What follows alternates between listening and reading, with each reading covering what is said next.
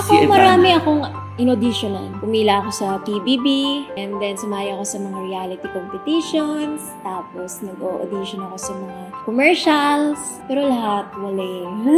Lahat, reject. So, that time na-reject ka. Ano lagi mong nararamdaman pag nare-reject? Akong nararamdaman ko lang is parang pangarap mo, pero kailangan mo tanggapin. If something's not meant for you, it's not for you. Dumating na nga ako sa point na parang sabi ko, okay, hindi to para sa akin. So, hindi ko na ipipilit, di ba? So, I tried my best, but if it's not for me, it's not for me. Yun yung naging, parang sinasandalan mong mantra. Pero, lagi ka bang umiiyak mo? Hindi ako umiyak pag nare-reject. Hindi. Parang lang, sad ako na parang sayang.